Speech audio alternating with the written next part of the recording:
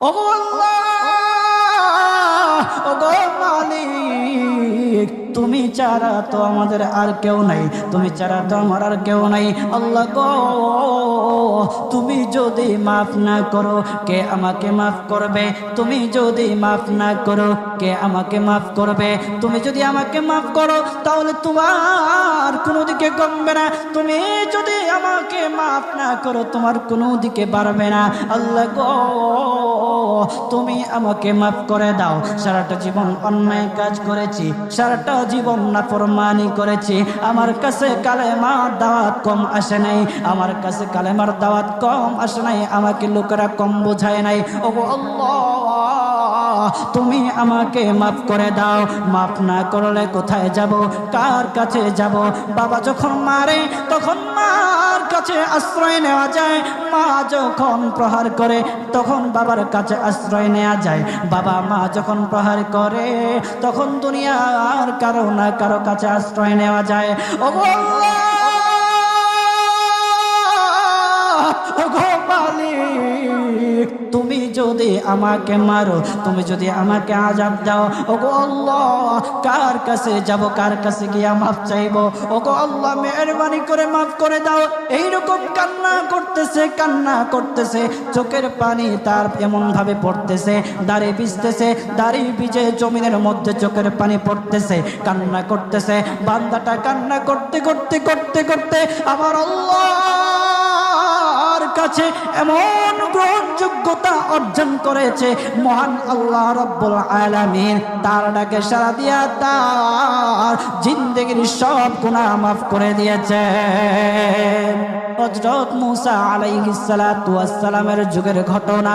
একজন বড় পাপিষ্ঠ ছিল, জীবনে এমন কোনো গুনাহ নাই যে গুনাহ সে করে নাই। তার গুনার প্রতি অতিষ্ঠ হইয়া, মানুষ তার গুনার প্রতি অতিষ্ঠ হইয়া গ্রামের লোকেরা তাকে হাত পা বেঁধে জঙ্গলের মধ্যে ফেলে দিয়ে আসে। জঙ্গলের মধ্যে থাকতে থাকে, কিছুদিন থাকার পর মালাকুল মউত যখন তার সামনে এসে উপস্থিত, এর আগ মুহূর্তে সে বান্দা আল্লাহর কাছে ডেকে ডেকে বলতেছে, ওগো মালিক, তুমি ছাড়া তো আমাদের আর কেউ নাই, তুমি ছাড়া তো আমার আর কেউ নাই। আল্লাহ গো, তুমি যদি মাফ না করো কে আমাকে মাফ করবে? তুমি যদি মাফ না করো কে আমাকে মাফ করবে? তুমি যদি আমাকে মাফ করো তাহলে তোমার কোনো দিকে কমবে না, তুমি যদি আমাকে মাফ না করো তোমার কোনো দিকে বাড়বে না। আল্লাহ গো, তুমি আমাকে মাফ করে দাও। সারাটা জীবন অন্যায় কাজ করেছি, সারাটা জীবন নাফরমানি করেছি, আমার কাছে কালেমার দাওয়াত কম আসে নাই, আমার কাছে কালেমার দাওয়াত কম আসে নাই, আমাকে লোকেরা কম বোঝায় নাই। ওগো আল্লাহ, তুমি আমাকে মাফ করে দাও। মাফ না করলে কোথায় যাব, কার কাছে যাব? বাবা যখন মারে তখন মার কাছে আশ্রয় নেওয়া যায়, মা যখন প্রহার করে তখন বাবার কাছে আশ্রয় নেওয়া যায়, বাবা মা যখন প্রহার করে তখন দুনিয়ার কারো না কারো কাছে আশ্রয় নেওয়া যায়। ওগো আল্লাহ, ওগো মালিক, তুমি যদি আমাকে মারো, তুমি যদি আমাকে আযাব দাও, ওগো আল্লাহ, কার কাছে যাব, কার কাছে গিয়া মাফ চাইবো?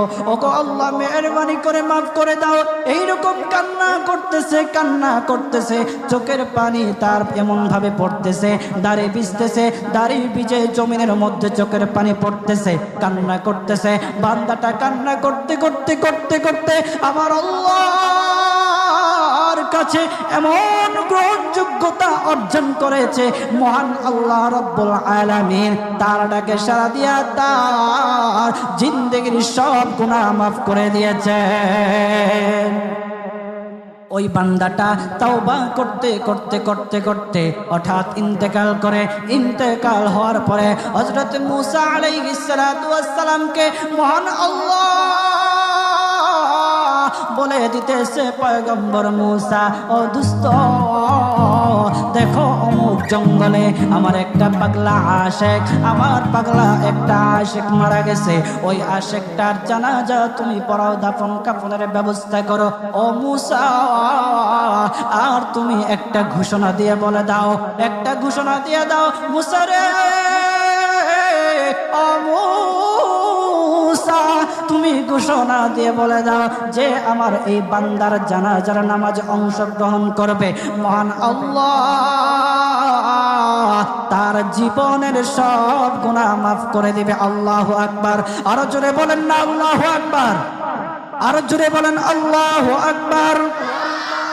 হাত উঠায়া বলেন আল্লাহু আকবার, আল্লাহু আকবার।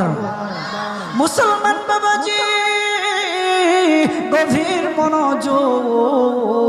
হযরতে মূসা আলাইহিস সালাতু ওয়াস সালাম একটা পাহাড়ের উপরে উঠলেন। পাহাড়ের উপরে ওঠার পর তখন ডেকে ডেকে বলতেছে, ও উম্মতেরা রে, আমার উম্মতেরা শুনো,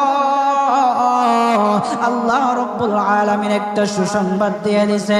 আমার আল্লাহ রাব্বুল আলামিনের একটা আশিক একটা ওই অমুক জঙ্গলের মধ্যে মারা গেছে, ওই পাগলা আশিকের জানাজার নামাজ অংশগ্রহণ করো। যদি জানাজার নামাজ পড়ো তখন আমার আল্লাহ তোমাদের জীবনের সব গুনাহগুলি মাফ করে দিবে। কেউ যদি নিজের গুনাহ ক্ষমা করাইতে চাও, কেউ যদি নিজের গুনাহগুলি ক্ষমা করাইতে চাও, তাহলে মহান আল্লাহ রাব্বুল আলামিনের ওই পাগলা আশিকের জানাজায় অংশগ্রহণ করো। তখন লোকেরা দলে দলে জানাজায় অংশগ্রহণ করার জন্য দলে দলে গেল, জানাজার নামাজ আদায় করলো। আদায় করার পর পয়গম্বর মূসা আলাইহিস সালাতু ওয়াস সালামকে বলতেছে, ওগো আল্লাহর পয়গম্বর, যারা জানাজায় অংশগ্রহণ করার কারণে মহান আল্লাহ তার জীবনের সব গুনাহ মাফ করে দেবে। এমন মহা ব্যক্তি, তো এই মহান ব্যক্তিটাকে তো একটা নজরে দেখা দরকার, অবশ্যই দেখা দরকার। আমাদেরকে সেই ব্যক্তিটাকে দেখান। তখন মূসা আলাইহিস সালাতু ওয়াস সালাম বলতেছে, ঠিক আছে তোমাদেরকে দেখানো হবে। তখন যখন দেখাতে গেলেন, দেখানোর সাথে সাথে লোকেরা বলল, পয়গম্বর আপনি কি বলেন, এই লোকটাকে তো আমরা ভালো করে চিনি। ওই লোকটা বড় পাপিষ্ঠ ছিল, বড় অন্যায়কারী ছিল, বড় জুলুমকারী ছিল। ওগো পয়গম্বর, সমাজে এমন কোনো গুনাহ নাই যে সে করে নাই। সমাজে সব গুনাহ করেছে, সমস্ত গুনার সাথে সে জড়িত ছিল।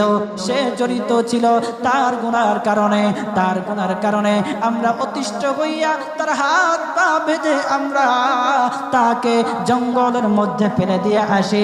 এই পাপিষ্ঠ বান্দা আল্লাহ তাআলার বড় আশিক হতে পারে কিভাবে? আল্লাহ তাআলার প্যারা হতে পারে কিভাবে? পয়গম্বর মূসা আলাইহিস সালাতু ওয়াস সালাম আল্লাহর কাছে ডেকে ডেকে বললেন, আল্লাহ লোকেরা কি বলতেছে আর তুমি কি বলো? ওগো আল্লাহ, এর সমাধান কি? এর সমাধান কি? সমাধানটা তো তুমি দিয়ে দাও। আল্লাহ রাব্বুল আলামিন পয়গম্বর মূসা আলাইহিস সালাতু ওয়াস সালামকে সমাধান দিয়েছে। বলতেছে, ও মূসা দুষ্ট রে, ও দুষ্ট, তারা যা কথা বলেছে, লোকেরা যে কথা বলেছে সত্য বলেছে। আমি আল্লাহ যা বলেছি তাও সত্য বলেছে। ও পয়গম্বর মূসা, তারা যা বলেছে সত্য বলেছে। ওই বান্দা বড় পাপিষ্ঠ ছিল, ওই বান্দা বড় অন্যায়কারী ছিল, কিন্তু সে বসে আইসা তার হাত পা যখন বেঁধে, তার হাত পা বেঁধে যখন লোকেরা জঙ্গলের মধ্যে ফেলে দিয়ে আসলো, তখন সে আমার কাছে এমন ভাবে কান্নাকাটি করা শুরু করে দিয়েছে, এমন ভাবে তওবা করা শুরু করে দিয়েছে। আমি আল্লাহ তাআলার এত দয়া, আমি আল্লাহ তার ডাকে সাড়া না দিয়ে পারলাম না। তার ডাকে সাড়া দিয়ে দিলাম। ও মূসা, সে তাওবা করার সময় যদি সবার জন্য সে তাওবা করত, যতজন লোকেরা বেঁচে আছে, যতজন উম্মতেরা আছে, যতজন লোকেরা আছে, সমস্ত লোকদের জন্য যদি সে আমার কাছে তাওবা করত, আমি আল্লাহ তার তাওবা মুহূর্তের মধ্যে কবুল করে সমস্ত বান্দাদেরকে মাফ করে দিতাম। সুবহানাল্লাহ, জুড়ে বলেন।